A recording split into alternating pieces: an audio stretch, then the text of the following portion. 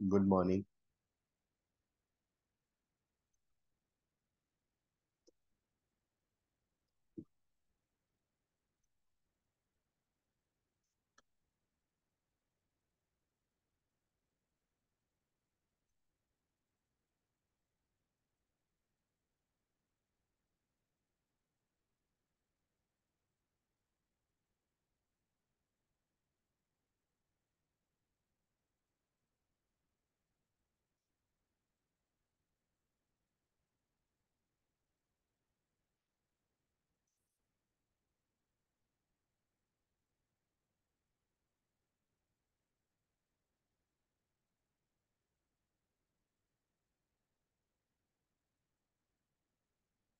Hmm.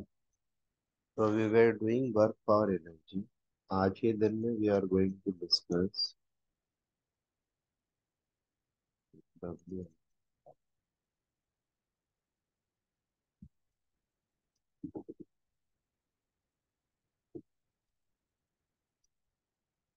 work तक हम लोगों ने discuss किया.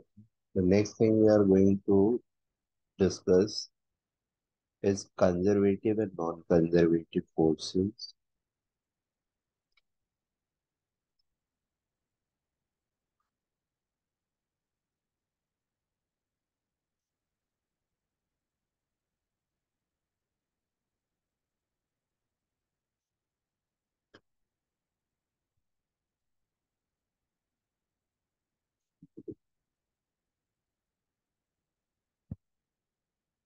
And then we are going to get into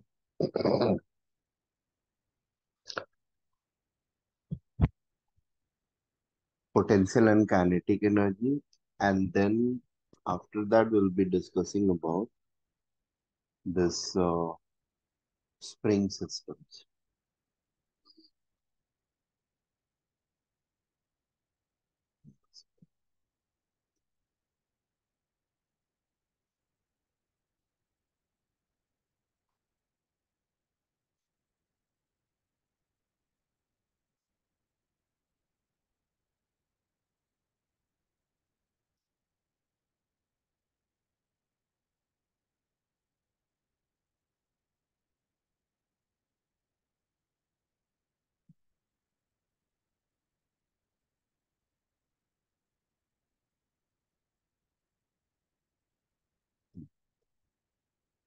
C conservative non conservative forces के रिगार्डिंग सबसे इम्पोर्टेंट चीज ये होती है, I mean how do we define them और हाउ डू वी जज them.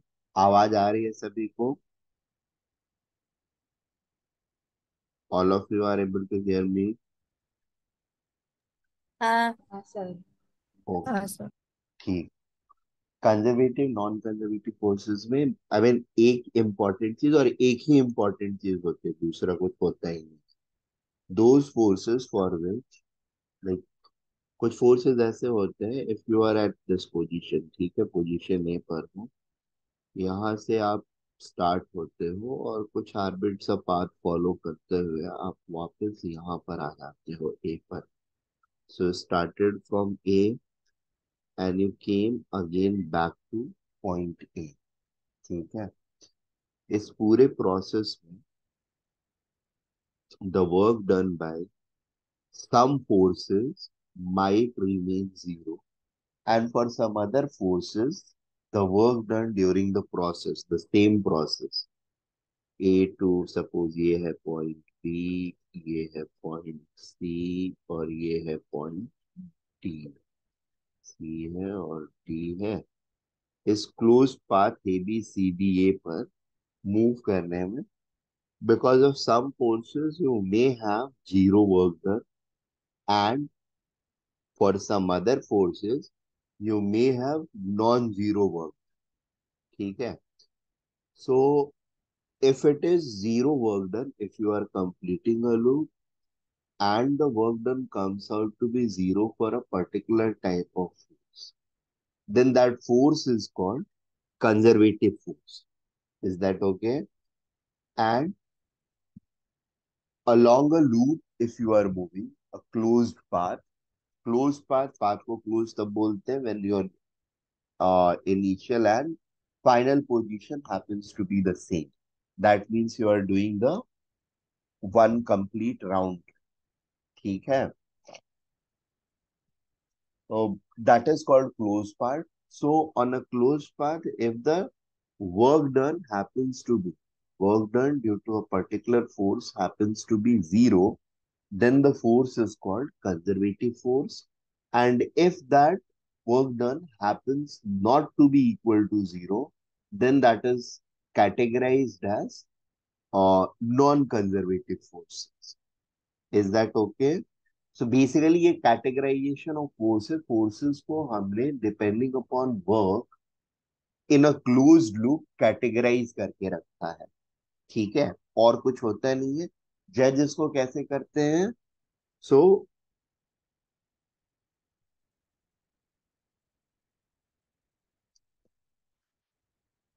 F dot ds should be equal to zero for conservative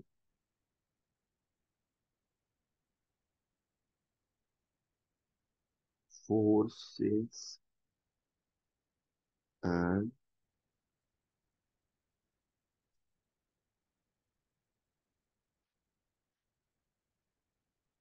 should be should not be equal to zero for non-conservative forces.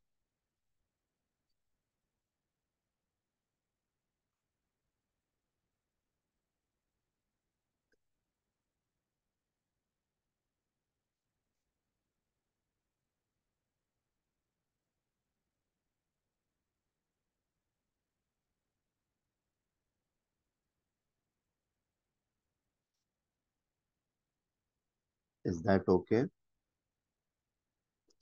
Conservative forces में क्या आएंगे? Conservative forces में natural forces जो है, generally natural forces. सारे forces natural ही हैं, कौन सा नॉन नेचुरल है?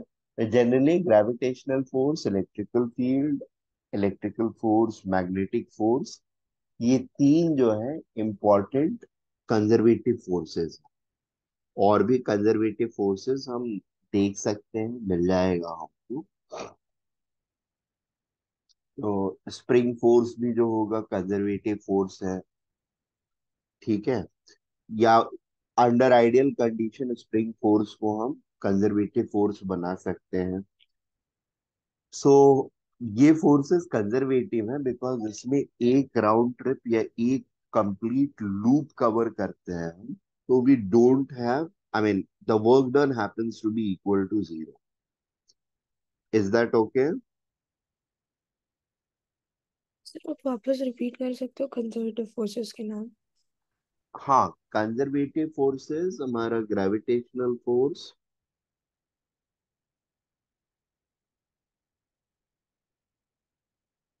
रुक जाओ मैं लिख दूं. अच्छा. अब एक चीज और होती है, लाइक इसको अगर थोड़ा एक्सपैंड करके लिखना होता है, हमारी इच्छा अगर है तो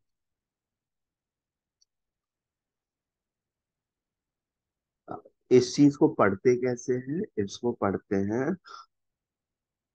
integral of F dot D S on a closed loop. ठीक है. It is called line integral on closed. ये जो नोटेशन है, this is called line integral of closed loop. ठीक है.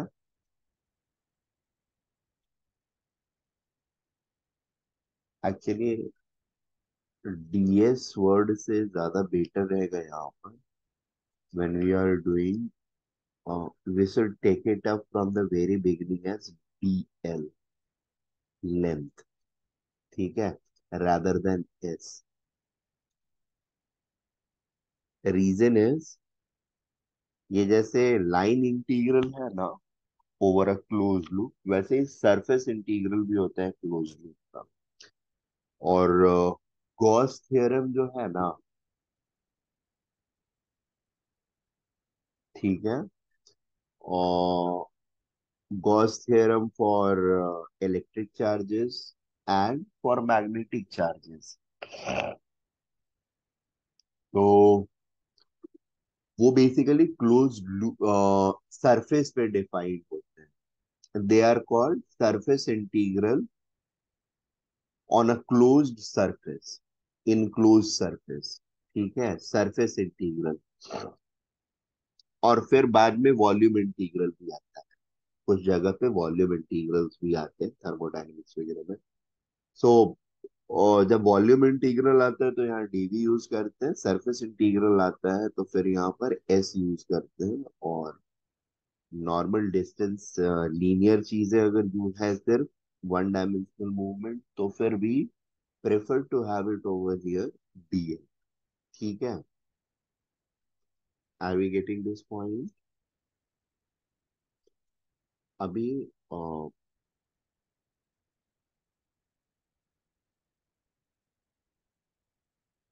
those forces for which work done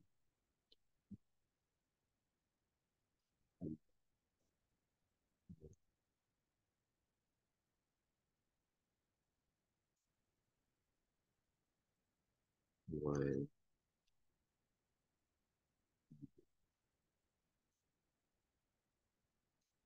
in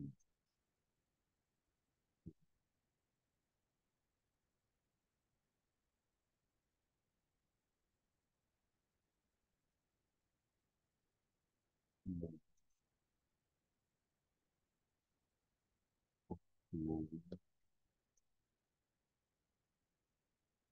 forward.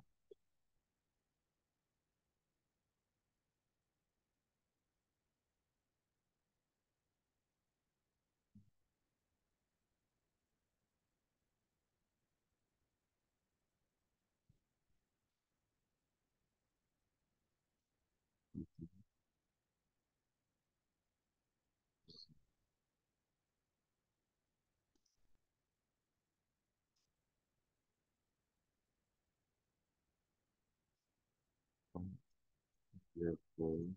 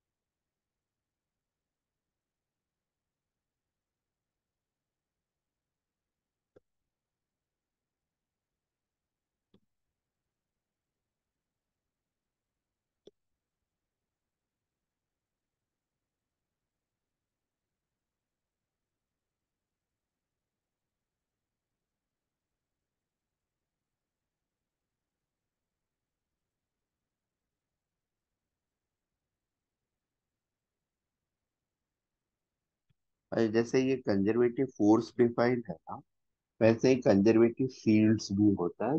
Parallelly होता है, ये सारे फोर्सेस जो है ग्रेविटेशनल, इलेक्ट्रिकल एंड मैग्नेटिक, ये तीनों ही फील्ड लाइंस के थ्रू ऑपरेट करता है, राइट। नॉन कांटेक्ट फोर्सेस है, फील्ड लाइन के थ्रू अपना इंटरेक्शंस ऑपरेट करता है। तो इनके फील्ड्स को हम लोग कंजर्वेटिव फील्ड बोलते हैं, ठीक है। ये फिजिकल एग्जांपल हो गया। काफी सारे फील्ड्स होंगे जो फिजिकल एग्जांपल से रिलेट नहीं होंगे, ठीक है। मैथमेटिक्स में या फिजिक्स में इन जनरल हम उनको सॉल्विंग के टाइम पर देखते रहते हैं, ठीक है। इनका तो कुछ स्पेसिफिक फॉर्मेट रहता है, इक्वेशंस रहते हैं या फॉर्मेट रिलेशन से फॉर्मेट्स हैं। उनके फॉर्मेट्स हम आर्बिट डिफाइन कर सकते हैं with the help of mathematics. ये तीन फोर्सेस है। क्या हुआ? हेलो। मैं कुछ ओके। नॉन कंजर्वेटिव दूसरा वाला जो है उसमें क्या हो जाएगा? Over a close loop will not be equal to zero. I think इसको आप लोग खुद से डिफाइन कर सकते हैं या लिखने की जरूरत है? एक काम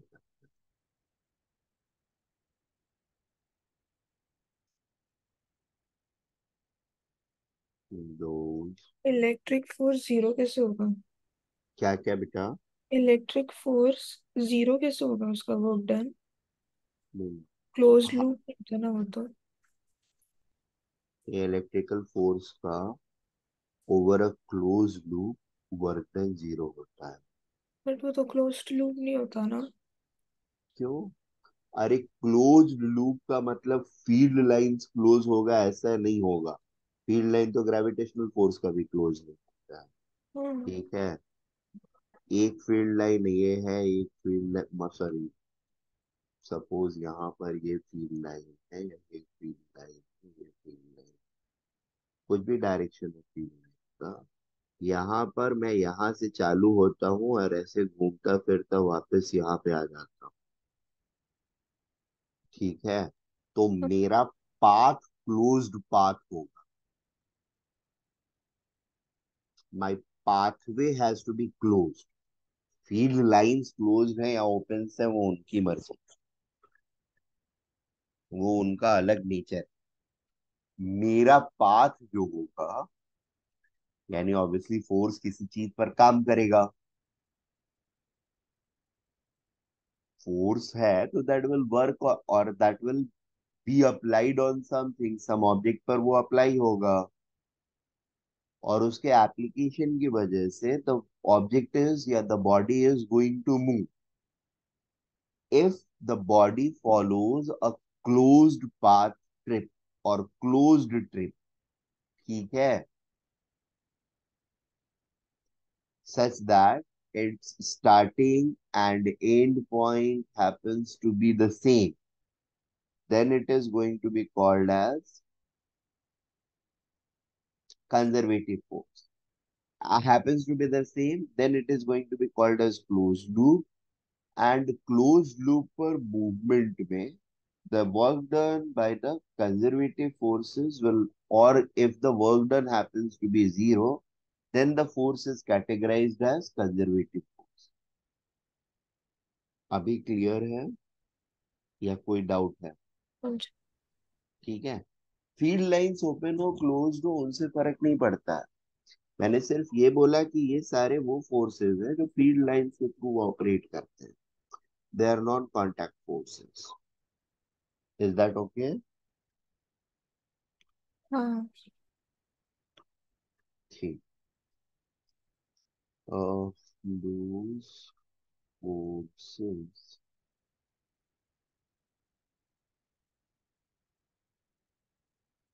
for which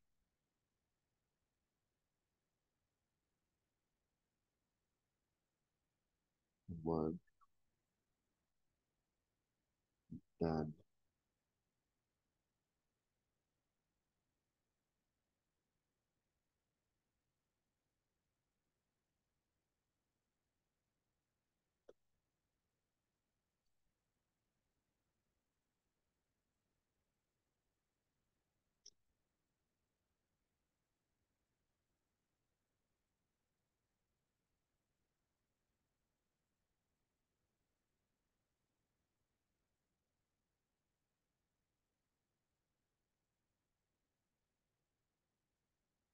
more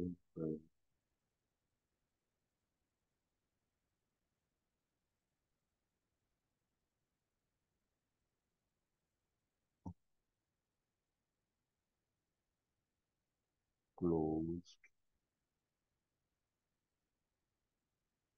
or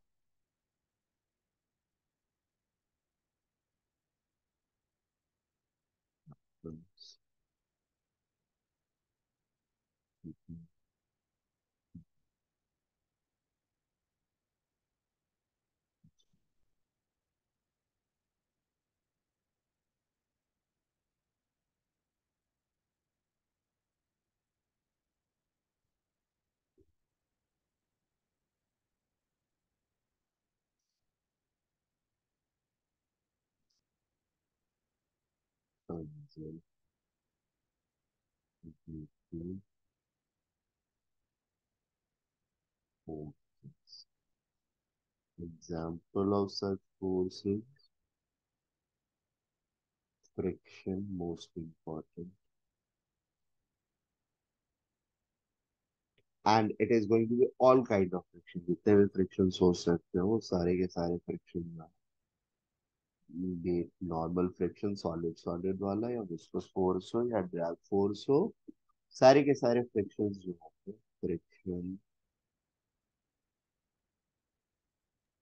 sir हाँ बेटा। सर आपने बोला कि स्प्रिंग फोर्स जो होता है वो under ideal ideal conditions conservative force होता है, वो कैसे होता है? कौन कौन स्प्रिंग फोर्स? हाँ। हाँ बताता हूँ।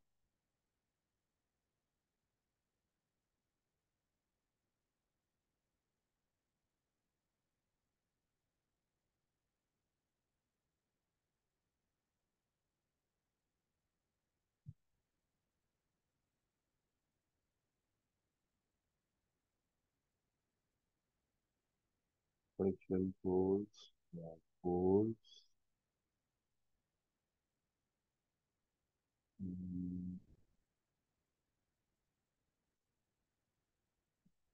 Force, viscous force.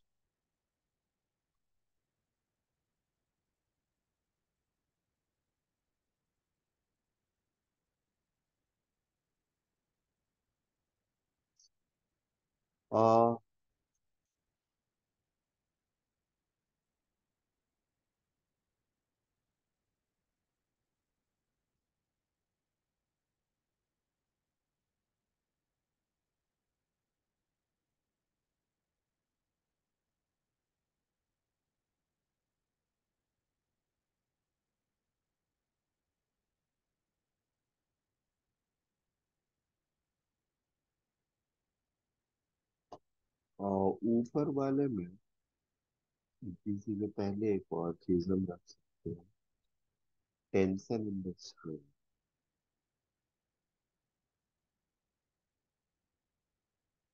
Tension is on non-conservative force। और यहाँ पे स्प्रिंग फोर्स को भी ऐड कर लें। और सबसे पहले आइडियल कंडीशन से मेरा मतलब क्या है वो मैं बता देता हूँ। What do we mean by ideal spring? ठीक है, आइडियल स्प्रिंग का मतलब होता है, फॉर एग्जाम्पल मेरा जो स्प्रिंग है इसका ओरिजिनल लेंथ एल है, L0 है, और और मैंने इस पे कोई फोर्स लगाया, it expanded by a distance x। तो पहली चीज है force has to be equal to minus x, whatever the value of kx is, sorry x is, the force has to be equal to minus kx। तो ये एक चीज पहला follow करना चाहिए। उसके बाद whenever the force is released, is that okay? So when we are not applying the force, the spring must return back to its natural length, that is L0। ठीक है? So size of the spring must not change after, or should remain the same as the natural length of the spring after the removal of external force। ठीक है? That means इसके अंदर residual strain should not be created। Strain का मतलब होता है elongation, ठीक है। Residual elongation must not be created, is that okay? Residual elongation अगर नहीं क्रिएट हो रहा है, then it is going to be considered as idealistic. Otherwise अगर इलोंगेशन क्रिएट हो जाता है, residual elongation, then it will be a non ideal thing. Are we getting this point? Yes sir. समझ में आई बात पक्के से? हाँ सर। ओके, ठीक है। और वो रेसिड्यूअल वाला जो होता है ना, उसको करने के लिए फिर हमको प्रॉपर्टीज ऑफ सॉलिड जब हम पढ़ेंगे ना, इलास्टिसिटी एंड स्ट्रेन की वजह से क्या होता है, तो स्ट्रेन, परमानेंट स्ट्रेन क्रिएट होने पर what is the work done और चेंज इन पोटेंशियल एनर्जी, वो इक्वेशंस हम वहां पर करेंगे, and they are related to this one, not very different. So will discuss it there, ठीक है। जब भी रेसिडुअल स्ट्रेन किसी भी चीज में होगा, तो it can be related and found out, and उसकी वैल्यू क्या होगी वो वहां पे हम लोग एक बार कैलकुलेट करें, ठीक है। Okay, so this is about conservative and non conservative forces, ठीक है। uh,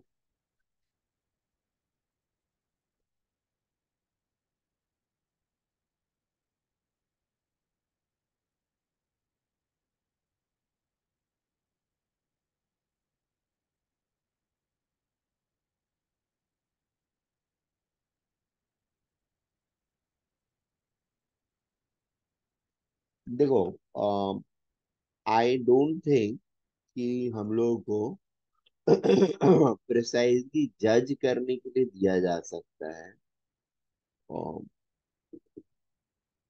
अदरवाइज क्वेश्चन फ्रेम करना होगा तो इसमें फोर्स का बेसिकली हम लोग आपको एक इक्वेशन दे दिया जाएगा, force is equal to whatever I component, J component, K component, या जस्ट आर कंपोनेंट के टर्म में, ठीक है। एक यहाँ पर एक्सप्रेशन रहेगा आपका, आपको करना सिर्फ ये होता है, you will choose a close loop as per your choice, ठीक है। जनरली रेक्टेंगुलर लेते हैं, क्यों लेते हैं, फायदा ये होता है कि we are integrating along a straight line, तो एक ही कोऑर्डिनेट वेरी करेगा। Are we getting this point? So integrate तो हम कर रहे होंगे इसको, बट सिर्फ एक कोऑर्डिनेट का वेरिएशन हो, तो it is going to be A1 B1, ये वाला पॉइंट A2 B1, ये वाला पॉइंट A2 B2, और ये वाला point A1 B1 B2। Is that okay? और फिर यहां से हम यहाँ आ गए। सो क्लोज लूप पे चारों पॉइंट, ये कुछ भी नाम ले सकते हो, ABCDEFGH वॉट एवर, तो EFGH पाथ पर, ठीक है, over a closed loop, what is the work done by this force F? If that happens to be zero, तो हम बोल सकते हैं ये कंजर्वेटिव है, नहीं होता है तो we can say that it is non conservative। is that okay? तो जज करने का भी प्रोसेस यही होता है, एंटी, इस पाथ पे इंटीग्रेट करोगे, इस पाथ पे अगर इंटीग्रेट कर रहे हैं हम लोग यहाँ पर, तो it will become F.dr integral, क्या लेंगे, A1 to A2। Is that okay? एक ही कोऑर्डिनेट में सिर्फ मुझे करना है, या यहाँ पर एक्स लेंगे, दूसरे वाले पाथ पर करेंगे तो क्या लेंगे, F.dr, and it is B1 to B2, A2 constant है, प्लस इंटीग्रल इस बार B2 फिर से कांस्टेंट है, A2 to A1 F.dr plus A1 constant है B2 से, B1 F.dr। ठीक है, इसका समेशन 0 रहना चाहिए, तो conservative force employs conservative, that's, ठीक है। और इसी के बेसिस पर आप एनालाइज भी करेंगे। अगर आपको चार फोर्सेस दे दिए जाए और पूछा जाए कि कौन सा कंजर्वेटिव है कौन सा कंजर्वेटिव नहीं है, आप यही रूल को अप्लाई करेंगे, इसी कैलकुलेशन को अप्लाई करेंगे। Am I making sense? बात समझ में आ रही है? Yes sir. वेरी हाँ, गुड। एक बार रिपीट करो। क्या? रिपीट।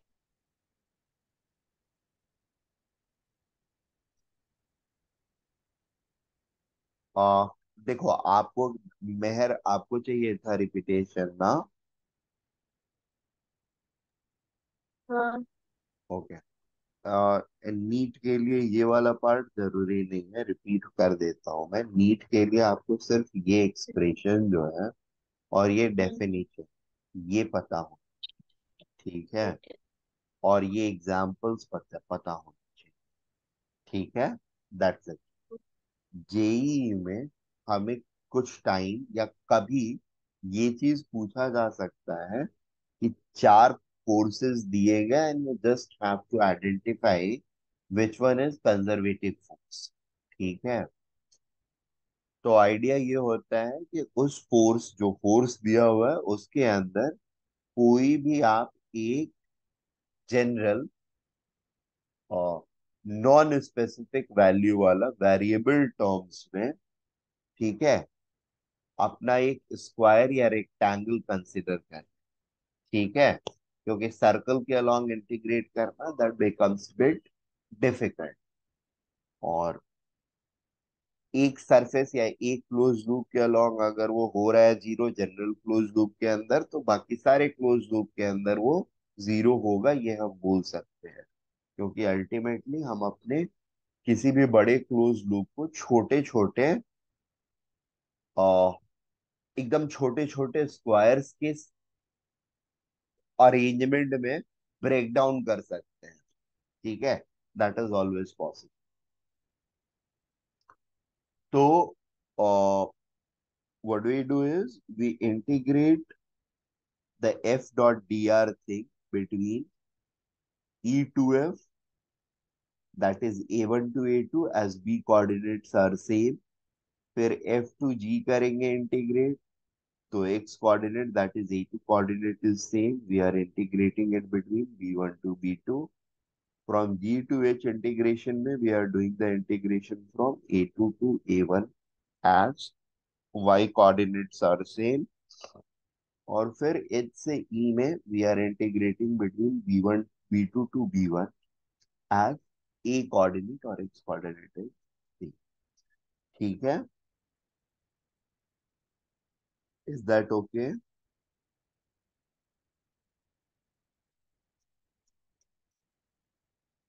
नेक्स्ट थिंग इज,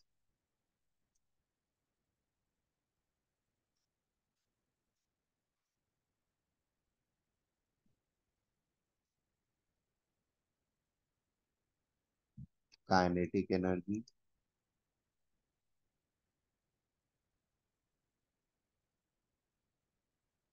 अच्छा, एक मतलब एक क्या, जनरली ये work done by conservative force जो होगा उसको WC से रिप्रेजेंट करते हैं, work done by conservative force,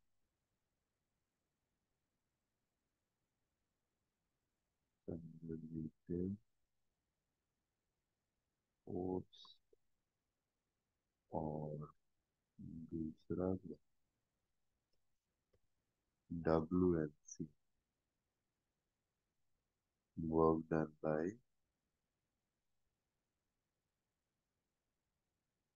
no conjugate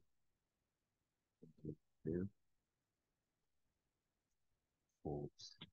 ठीक है। Next one is kinetic energy.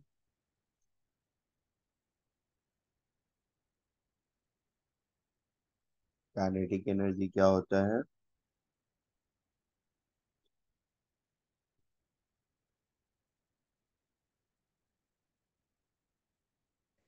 Energy produced by a body because of its state of motion. Is that okay? होता है ना?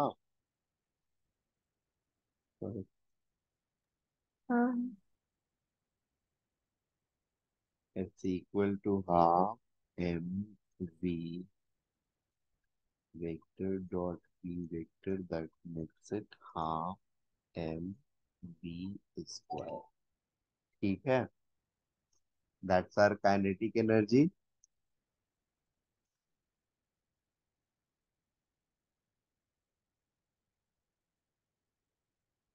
Energy possessed by a body by virtue of its state of motion.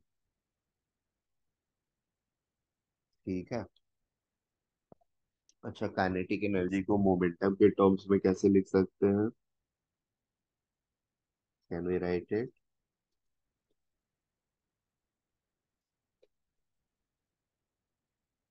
देखिए, इसको मैं m से multiply कर दूं और m से डिवाइड कर दूं, तो what will happen?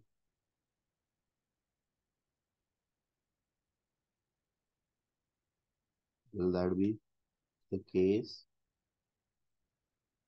p square by 2m is equal to ke. Is that okay?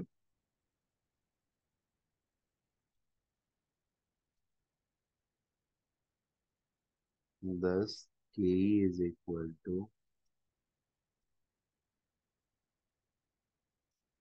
p square by 2m. That implies p is equal to root 2 mk.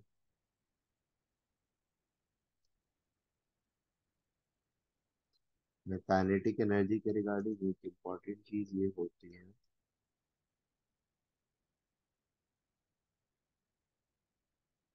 The change in kinetic energy of a body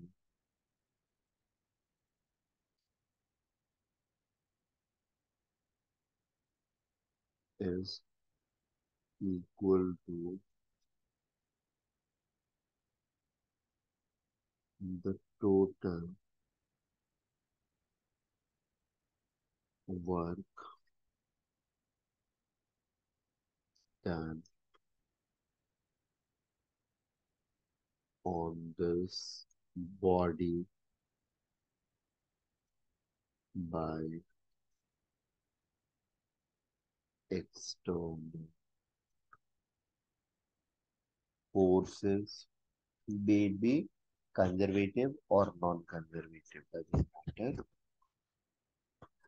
Whatever level of work is done by all the external forces taken together on a particular body will be same as the change in kinetic energy created or change brought in the kinetic energy of that body.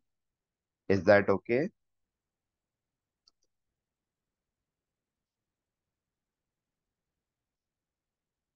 Work done external is equal to delta K. Delta के क्या होगा? के final minus के initial, is that okay? Or it is equal to half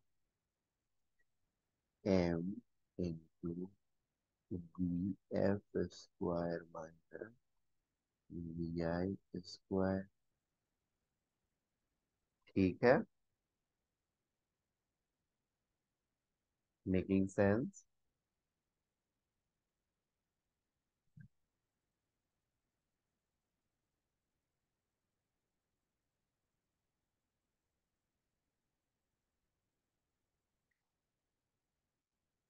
hello.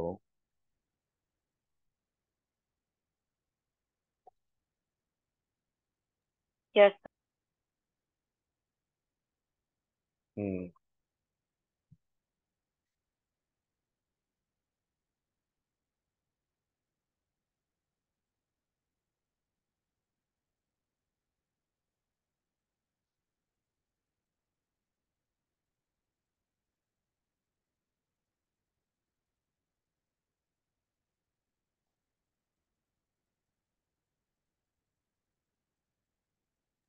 ये थोड़ा ऊपर की तरफ मूवमेंट तुम्हारे ख्याल हम्म।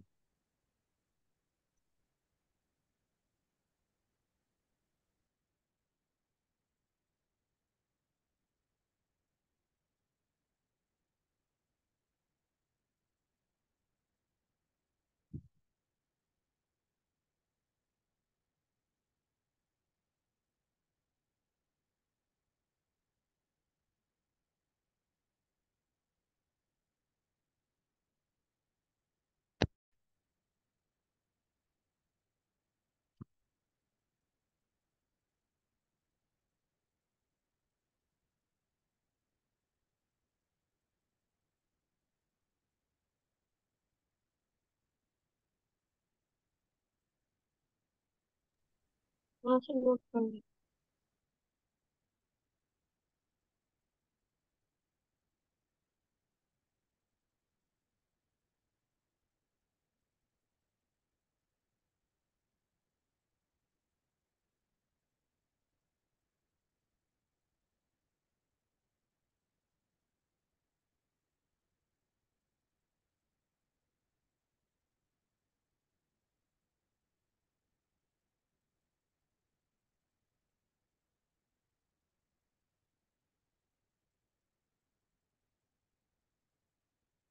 नोटेड। हाँ सर।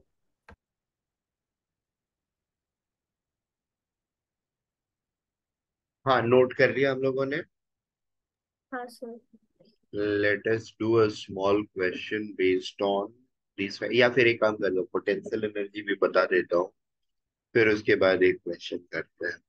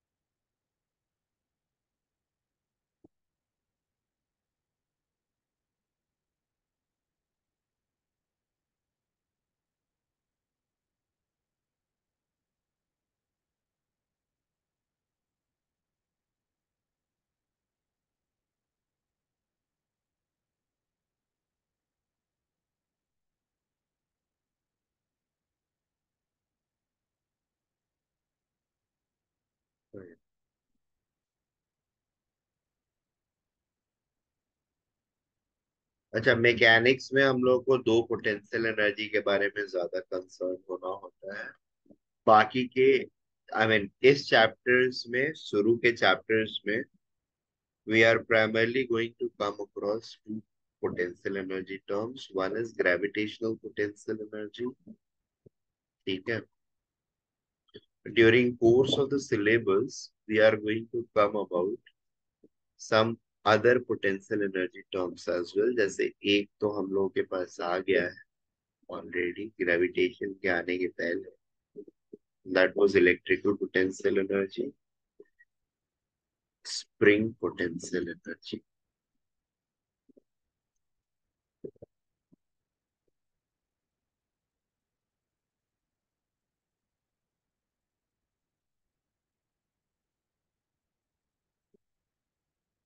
इसके अलावा जो पोटेंशियल एनर्जीज हमारे पास होती है, electrical, magnetic,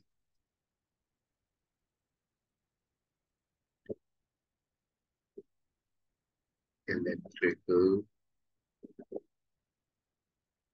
potential energy. Then we have magnetic,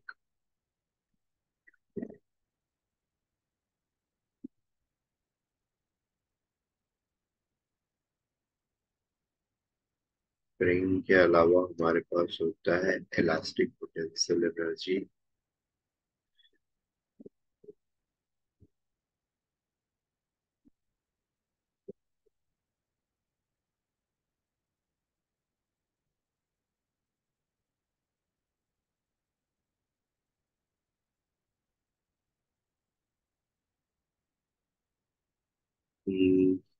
elastic के अलावा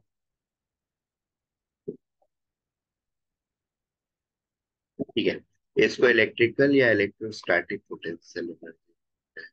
ठीक है, इलेक्ट्रोस्टैटिक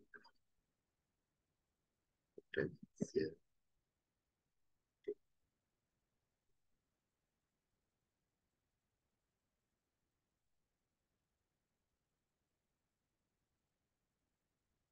ठीक है, और मेजरली हमारे पोटेंशियल एनर्जी जो है वो इसी फॉर्म के रहेंगे, यही सारे हैं, इसके अलावा कुछ नहीं.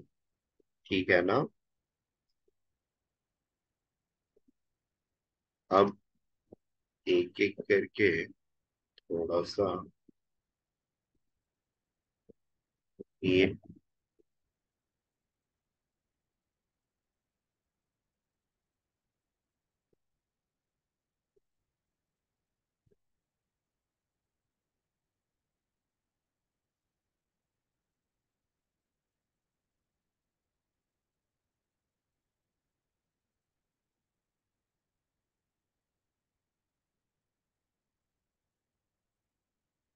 और देखिए, ग्रेविटेशनल पोटेंशियल एनर्जी हमारे लिए क्या होता है,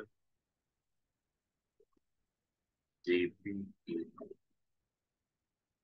for a particle at height h above the surface becomes equal to mgh, and change in potential energy क्या होगा, change in gravitational potential energy, gp will be equal to mg into h2 minus h1 या hf minus hi, right? यही होगा ना.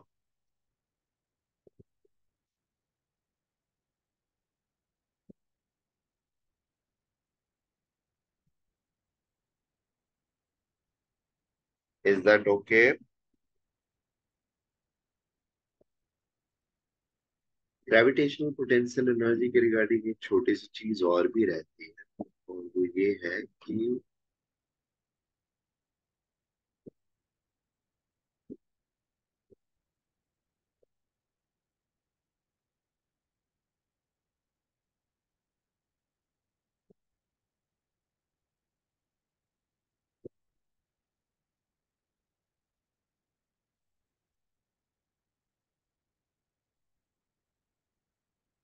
Gravitational potential energy के regarding एक और important चीज ये होती है कि change in potential energy is equal to negative of the work done, या work done by external force is equal to negative the change in potential energy. Are we getting this point?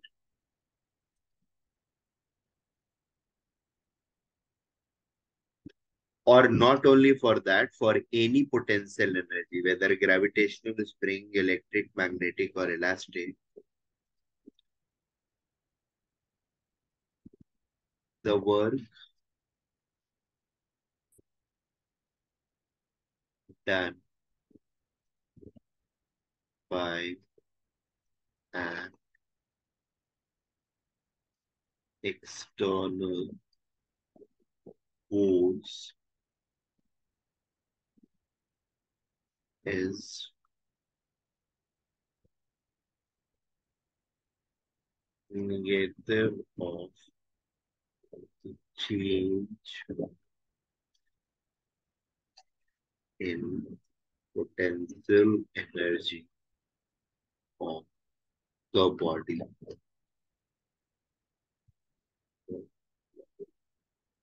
Just a second.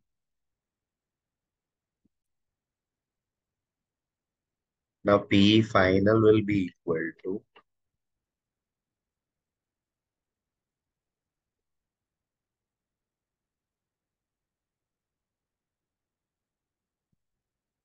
which is equal to mgHF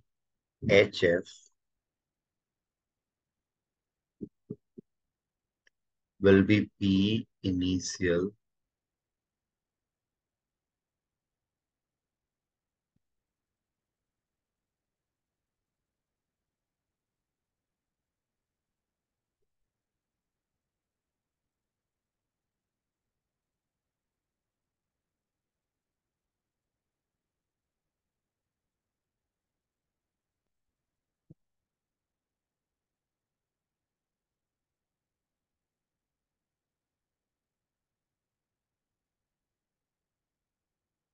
just all in work done by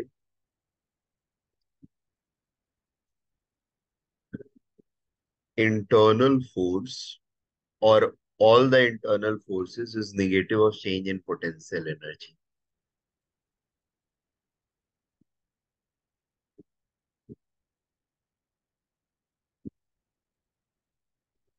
All inter and external force, but it's all internal forces.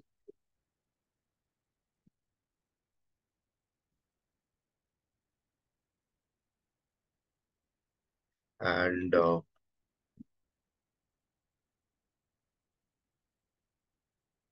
इस derivation पर आने के पहले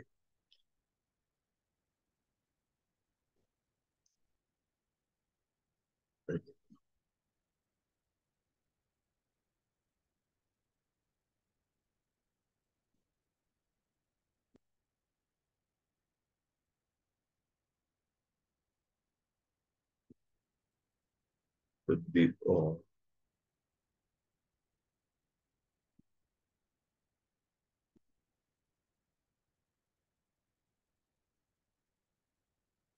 potential energy is defined as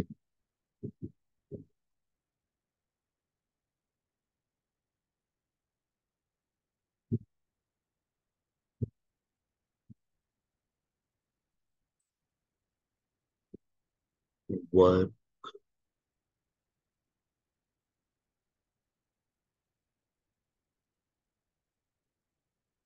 negative of work done by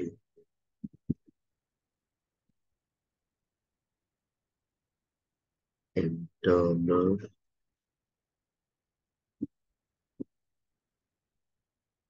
forces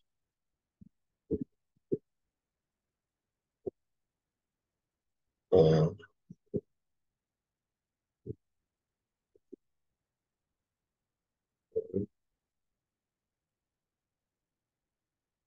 done by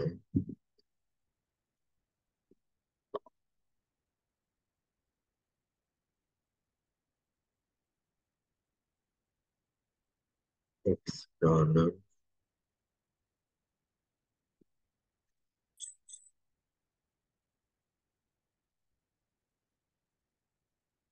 uh देखो statement थोड़ा सा टेढ़ा मेढ़ा है, स्पेशली द फर्स्ट वन। ठीक है, वो उसकी नीड क्यों है या उस फॉर्मेट में वो चीजों को समझने की जरूरत क्यों है, देयर इज समथिंग, ये जो नीचे वाला है या फिर ये और सेगमेंट में जो डेफिनेशन ऐड किया मैंने या लिखा, this is something which we have been working around, use करते रहे हैं, ठीक है, in our 9th and 10th standard related to potential energy, ठीक है। Change in potential energy is equal to external force. Generally हम ग्रेविटेशनल पोटेंशियल एनर्जी पर operate करते थे,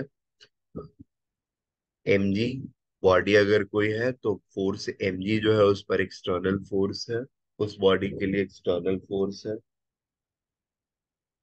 एंड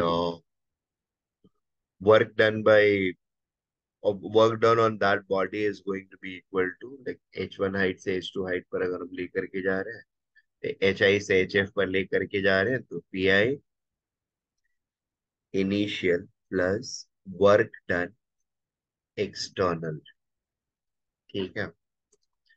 वर्क डन एक्सटर्नल क्या होगा हमारा, P F final, P I initial, so M G F, और ये वाला पार्ट हमारा हो जाएगा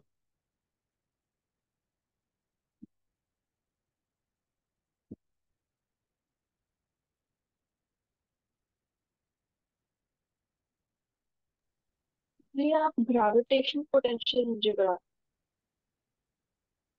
हाँ, फिलहाल ग्रेविटेशन पोटेंशियल के फॉर्म में समझाने की कोशिश कर रहा हूँ, but it is true for all the potential energy formats. That is going to be true for all the potential energy formats. Is that okay?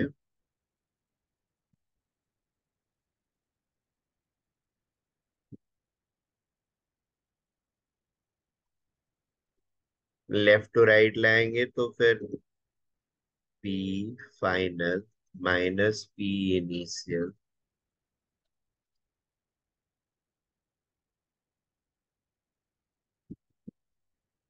Is equal to work done external.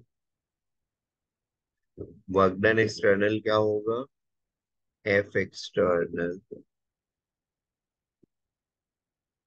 Into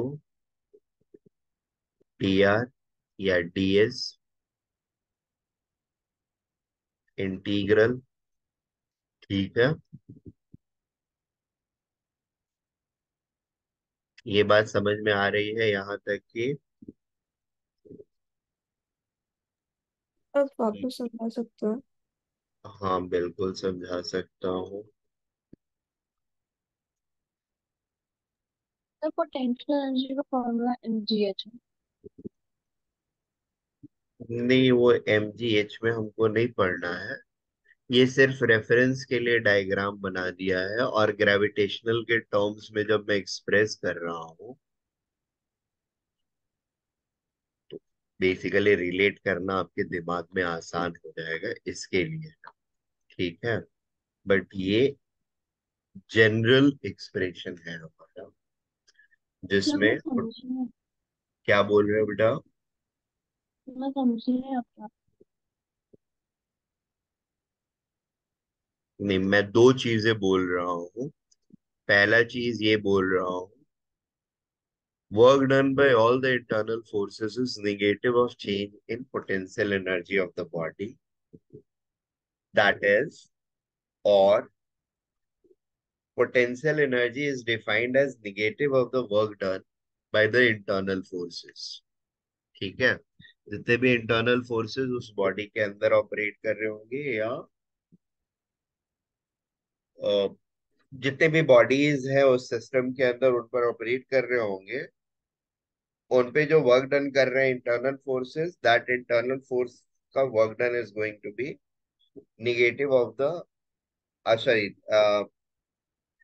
internal forces के work done का negative will be the change in potential energy of that body, ठीक है। और दूसरी चीज हम ये बोल रहे हैं, अब उसको हम ग्रेविटेशनल वाले इस एग्जाम्पल से जनरलाइज करने की कोशिश कर रहे हैं। What I am saying is, एक बॉडी है जो H1 हाइट पर है, उसको HF हाइट पर हम लेकर के जा रहे हैं, फाइनल हाइट पर।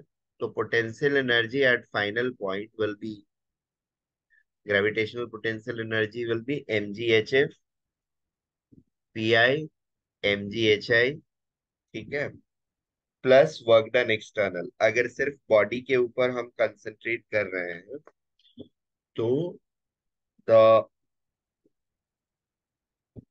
potential energy of the body is going to be mghf and mghi, and the work done by the external force. What is the external force over here? If I am just looking at this body, surface body को अगर मैं देख रहा हूँ, तो the external force is mg working downward on this body. Is that okay?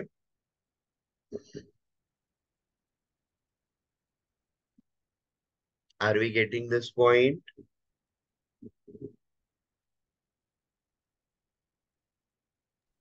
Yes sir. ठीक है. And at this point of time, I'm just looking at this body. So PF final is equal to P initial plus the work done by the external force. ठीक है, work done by the external force, mg नीचे की तरफ लग रहा है तो बाहर से मुझे फोर्स लगाना पड़ेगा F, which should be at least equal to the mg of body, that is gravity weight of the body, so that I can lift it up. Is that okay? और बट इसमें H F और H I अलग अलग है ना? हाँ बिल्कुल. तो वो कैसे कैंसिल हो जाएगा? कैंसिल कहाँ हो रहा है बेटा? आपने माइनस किया ना दोनों को? हाँ, तो माइनस करने से वो गायब थोड़ी हो जा रहा है, ओके। उनका डिफरेंस आएगा ना. ठीक। ठीक है. वर्क डन एक्सटर्नल यहाँ पर क्या होगा, ये फोर्स जो है, जो हम मिनिमम फोर्स या whatever force we are applied, जिसकी मिनिमम वैल्यू कम से कम mg होगी, so that I can lift this body from hi to hf. ठीक है, वो force, and that will be external force to this system. This system मतलब ये बॉडी प्लस दूसरा सिस्टम, ऑब्वियसली हमारा ग्राउंड है बड़ा सा. ठीक है, इस सिस्टम के अलावा ये बाहर से फोर्स हम अप्लाई कर रहे हैं इसके ऊपर, जो इसको ऊपर ले जा रहा है. So F external into ds. अच्छा, एफ एक्सटर्नल जो होगा that is always going to be, अब चूंकि इसको यहाँ पर ले जा करके हमने रख दिया है, ऊपर रख दिया है, दैट मीन्स सारे फोर्सेस इक्विलिब्रियम में आ गए हैं. There is no other motion taking place. So external force के करस्पॉन्डिंग एक इंटरनल फोर्स भी रहेगा, which is bringing the system to equilibrium again, right. या यहाँ से सिंपली समझो, जब हम ऊपर की तरफ बाहर वाला फोर्स लगा रहे हैं, बाहर से फोर्स लगा रहे हैं इस बॉडी के ऊपर, इस बॉडी के ऊपर इंटरनल फोर्स कौन सा काम कर रहा है, mg. नीचे की तरफ उसी के अगेंस्ट तो हम फोर्स लगा करके उसको ऊपर ले जा रहे हैं ना. ठीक है, are we getting this point?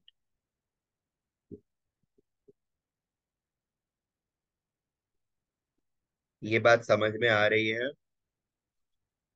ये mg जो नीचे की तरफ काम कर रहा है, this is internal force. f जो हम बाहर से लगा रहे हैं, that is external force. So the work done external, which is equal to F external dot ds, will now be changed into minus F internal direction की वजह से, and this will become finally minus W internal. Is that okay?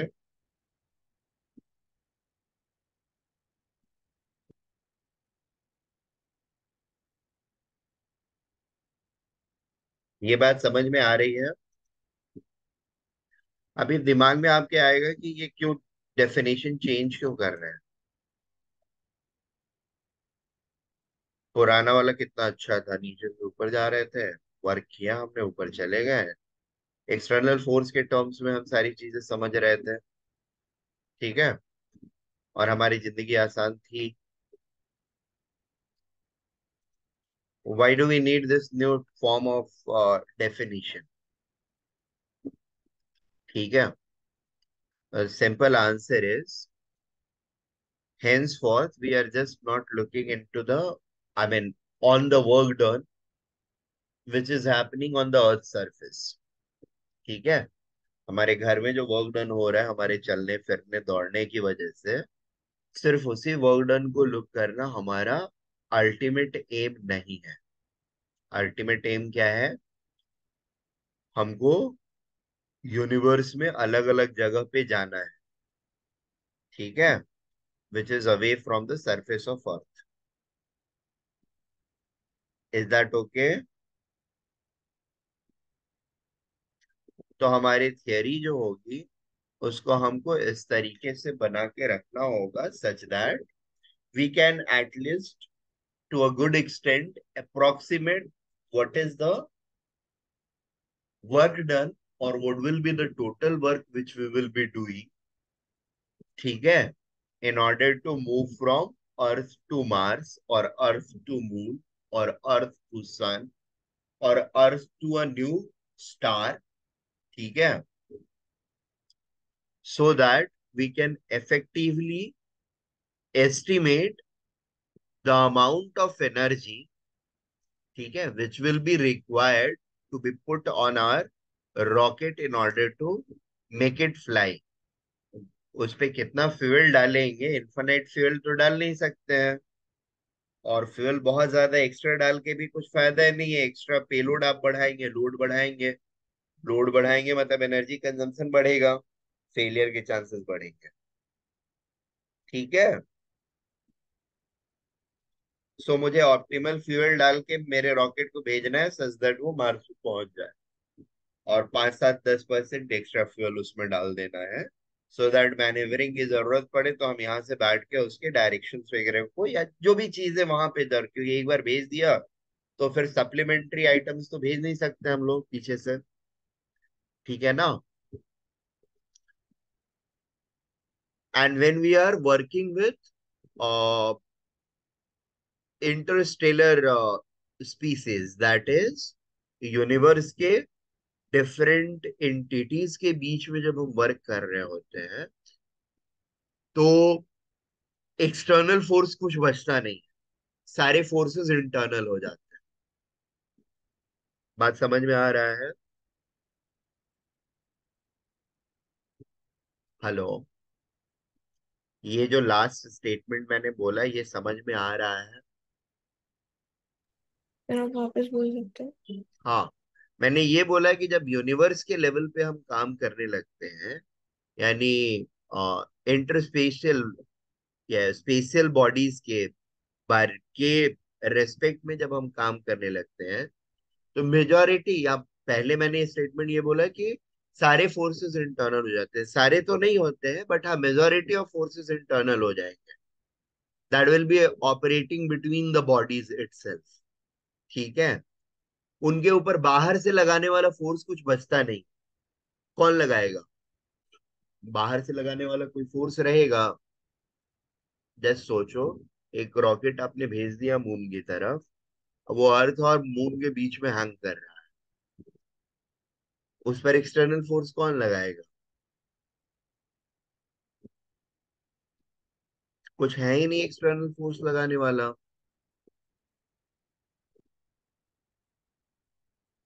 तो हम उसको propel फिर आगे कराते कैसे हैं? एक्शन रिएक्शन पेयर से हम उसको प्रोपेल कराते हैं। जेट सिम वो पीछे की तरफ छोड़ता है जो उसको प्रोपेल करने में, यानी बेसिकली इंटरनल फोर्सेस के मॉडिफिकेशन से हम उसको प्रोपेल करा रहे हैं। हम बाहर से उस पर तो फोर्स लगा नहीं रहे हैं। Are we getting this point now? That is what I was saying, जब हम यूनिवर्स लेवल पर काम करने लगते हैं तो मेजॉरिटी ऑफ फोर्सेस जो है हमारे वो क्या हो जाते हैं, इंटरनल हो जाते हैं। And therefore this need of definition was considered, और you can say need of redefinition was considered. So external forces के टर्म्स में जब हम बोलते हैं, uh, तो then it's right, change in potential energy is going to be equal to work done by external energy, but potential energy के definition को ही हमने मॉडिफाई किया। We say that potential energy is defined as negative of work done by the internal forces. ठीक है, और उससे हमारा ये फाइनल रिलेशनशिप आता है, P F P final minus P initial is equal to negative of work done by internal forces minus F internal DS. अब इसका मतलब ये नहीं है कि ये पहला वाला स्टेटमेंट जो है वो बेकार हो गया। ठीक है, जनरल पर्पसेस के लिए जब हम ग्राउंड के ऊपर काम कर रहे होंगे, we are going to use this definition only mainly. ठीक है,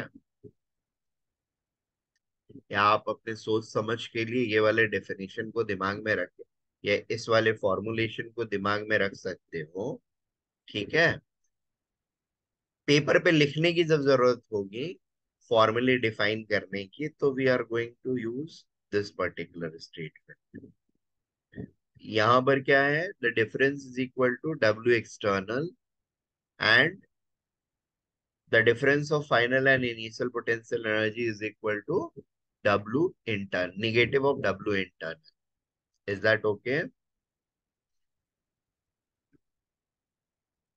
सर आप W, हाँ बोलिए बेटा। आपने जब पी इनिशियल माइनस किया पी फाइनल में से, हम्म। तब आपका वर्क डन एक्सटर्नल वाला हाँ, इसमें कैसे नहीं गया? साइन चेंज होगी ना? क्यों होगी बेटा, फाइनल लेफ्ट में है, इनिशियल अच्छा, राइट में है, राइट वाला लेफ्ट में आएगा तो राइट वाले का क्यों चेंज होगा? ठीक है। जो राइट से लेफ्ट में आया उसका चेंज होगा ना। हाँ ठीक है। ठीक है, यहां तक की बात क्लियर है?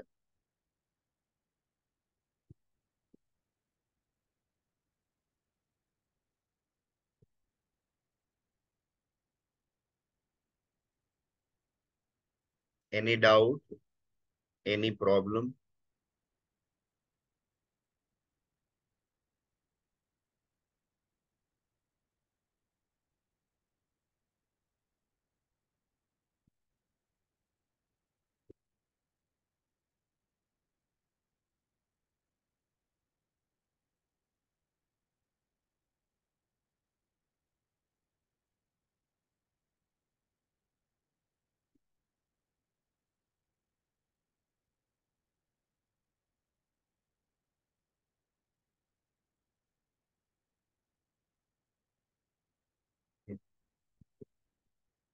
Taking this thing a bit more forward,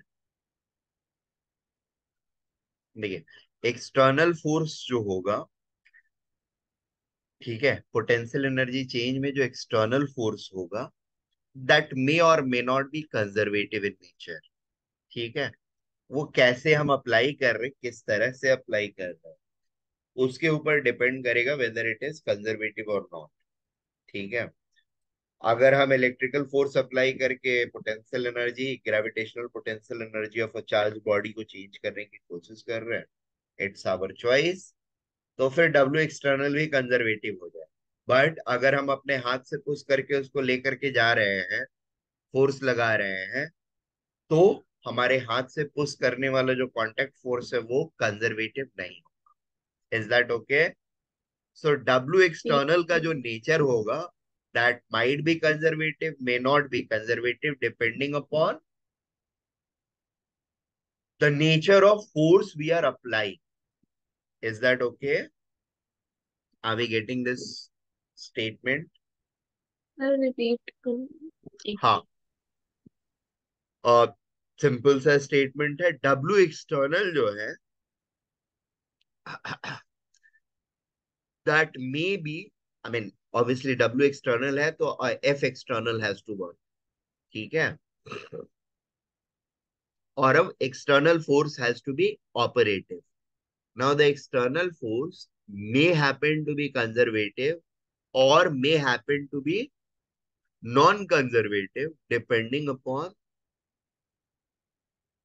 the medium or the uh, what should I say? Uh, a second.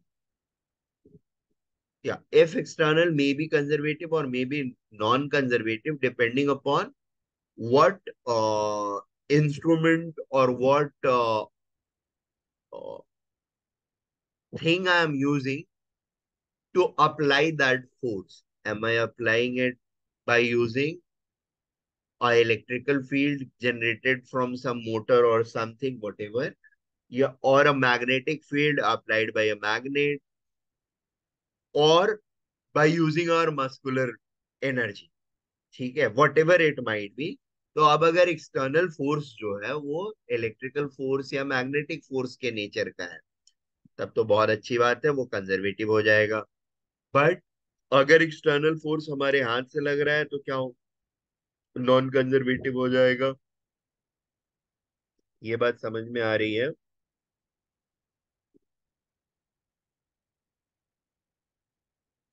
Hello, ये बात समझ में आई? हाँ सर। हाँ सर. W external का nature could be conservative or could not be non-conservative depending upon the force which we are, F external which we are applying. And obviously F external, in order to make F external operative, it has to be put uh, through an instrument. The instrument may be operative by exact contact or upon the contact with the body or without having contact with the body. ठीक है, non contact forces में without having contact with the body, contact forces में having contact on the with the body. Generally non contact forces जो है वो सारे conservative वाले में रहते हैं, और नॉन कॉन्टैक्ट फोर्सेस जो है वो नॉन कंजर्वेटिव में जनरली रहते हैं. तो अकॉर्डिंगली, सो डब्ल्यू एक्सटर्नल का नेचर डिफाइंड नहीं है. But when I come to W internal, ठीक है ना, डब्ल्यू इंटरनल जो होता है वो हमेशा कंजर्वेटिव फोर्सेस की वजह से, ठीक है, डब्ल्यू इंटरनल जो होगा that is always going to be because of conservative forces. ठीक है, कंजर्वेटिव फोर्स मतलब ग्रेविटेशनल फोर्स की वजह से होगा, या इलेक्ट्रिकल फोर्स होगा, या फिर हमारा स्प्रिंग फोर्स हो सकता है, मैग्नेटिक फोर्स हो सकता है. So work done internal, internal work done जो, और work done by internal forces, ठीक है, इंटरनल फोर्सेस जो होते हैं तो जनरली कॉन्टैक्ट नेचर के नहीं होते. ठीक है, are we getting this point? Yes sir. यहां से हमारे पास एक चीज और भी आती है, कॉन्टैक्ट नेचर के नहीं होते हैं, या फिर इससे ज्यादा बेटर चीज होगी मैं ऐसे आपको बोलूं कि डब्ल्यू इंटरनल में we consider only those component of internal forces or internal work done by those internal forces which are conservative in nature. Non conservative वाले को यहाँ पे कंसिडर ही नहीं करते हैं. यानी पोटेंशियल एनर्जी चेंज में डब्ल्यू इंटरनल जो हमने डिफाइन किया हुआ है उसके अंदर we are just taking the conservative forces operative between the bodies. Reason क्या है, रीजन के बारे में थोड़ा सा बता देता हूं तो things will be much clear. दो पार्टिकल्स हैं, टहल रहे हैं आपस में, ठीक है, इनके बीच में अट्रैक्टिव फोर्स है, ये आकर के दोनों लड़ गए. ठीक है, अब लड़ने पर हम बाहर से इन पर कोई फोर्स तो लगा नहीं रहे हैं, ठीक है, तो जनरली इनका कॉलिजन जो होगा ये आपस में टकरा करके रिबाउंड करेंगे, एंड ओवरऑल इस सिस्टम का एनर्जी जो होगा, या इन दोनों बॉडीज की एनर्जी जो रहेगी, that will more or less remain the same before and after the collision. More or less क्या, it will going to be the same. Total sum तो सेम ही रहेगा, नो डाउट. और ये collisions भी nine, मतलब these collisions are basically elastic collisions, loss of energy नहीं होता है. ठीक है. And therefore we have taken or we have choose this definition for potential energy. So we can write another statement over here. NW internal, we consider only the conservative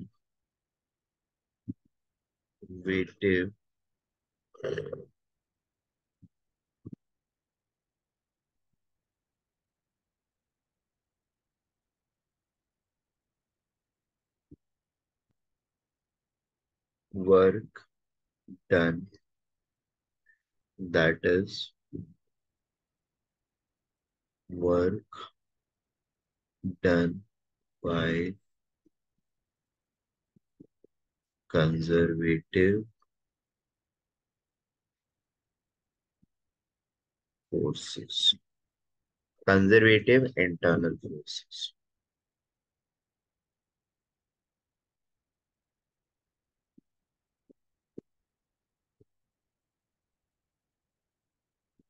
ठीक है. Potential energy in W internal. So potential energy change is going to be negative of W internal, but only those W internals which are because of conservative forces. ठीक है. अभी अब दूसरी चीज आई कि फिर से नॉन कंजर्वेटिव वाला किधर जाएंगे, उनके फोर्स, उनके नॉन कंजर्वेटिव फोर्सेस भी हो सकते हैं इंटरनल फोर्स में, तो उनका क्या होगा, या उनका वर्क डन का कहाँ कंसिडरेशन करेंगे. तो उनका non conservative force internal forces जो होते हैं उनका जो वर्क डन होता है, that leads to change in heat content of the body. Is that okay? Heat content of the body in terms of change in temperature of the body. Non conservative internal forces का work done जो होगा, that will lead to change in temperature of the body. Are we getting this point? ये बात समझ में आ रही है? सर आप वापस बोल सकते हो? हाँ, वापस मैं बोल सकता हूँ. Work done internal bye non conservative forces, ठीक है, या work done by non internal non-conservative forces leads to change in temperature of the body. ठीक है. और work done by conservative internal forces leads to change in potential energy. Is that okay? हाँ. Work done by non-conservative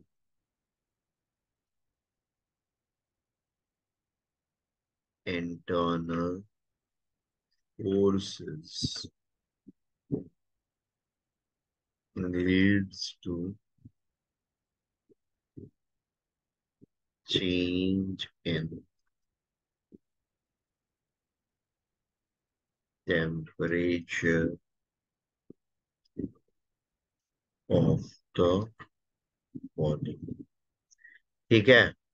ये वाला part जो है ना, this is something which we have to do in thermodynamics. Thermodynamics. ठीक है. इसका work power energy में हम कैलकुलेशन या एस्टिमेशन या इसको बिल्कुल ही कंसिडर करके नहीं चलते.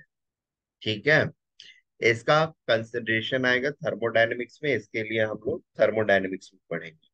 सो बेसिकली हमारा क्या हो जाता है यहाँ पर,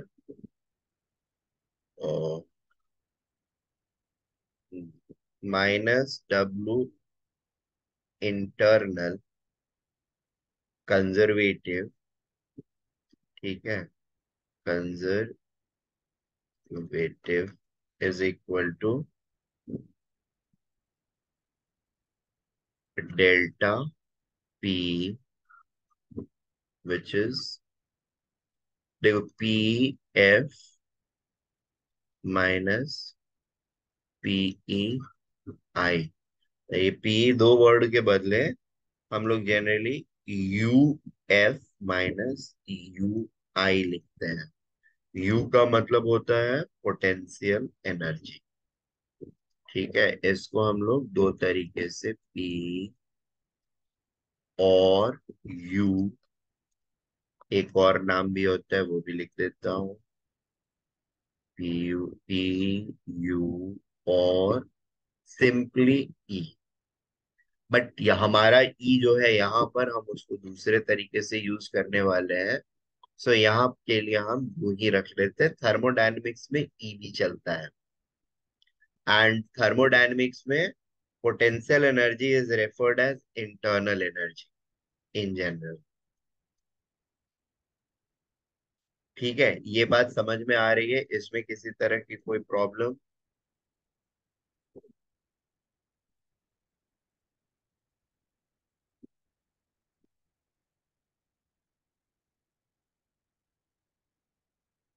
हेलो?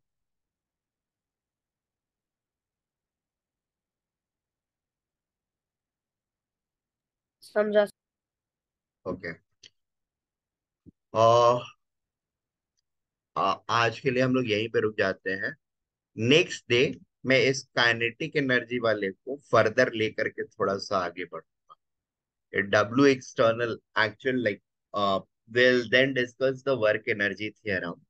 और वर्क एनर्जी थ्योरम में बेसिकली ये चीज होती है, ओवरऑल ये चीज होती है, ठीक है। तीन कंपोनेंट्स होते हैं, work done bye conservative force plus work done by non-conservative force, and these are, we are talking about internal, ठीक है, plus work done by all the external forces should be equal to change in energy of the system, E, या mechanical energy बोल देते हैं।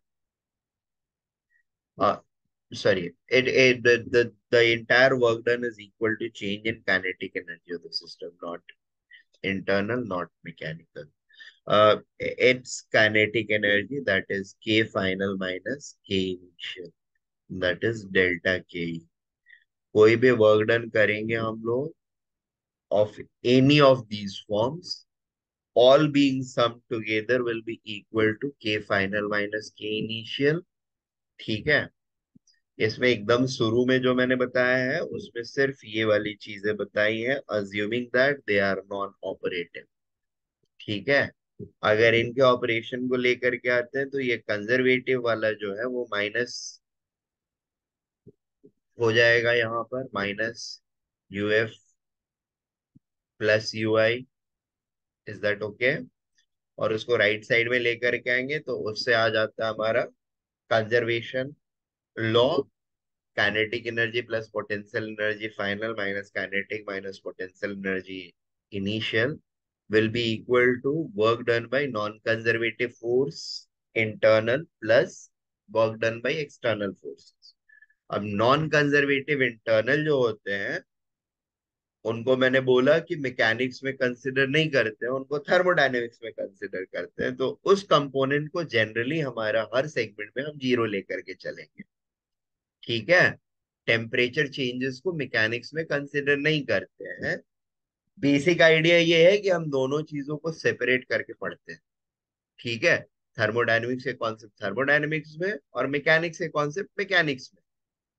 But जब real process होगा तो वो थर्मोडायनेमिक्स और मैकेनिक्स डिफरेंशिएट करके तो नहीं करेगा, अच्छा, अभी आप हमको थर्मोडायनेमिक्स तरीके से ट्रीट करिए, तो मैं सिर्फ ये वाला पैरामीटर चेंज होऊंगा।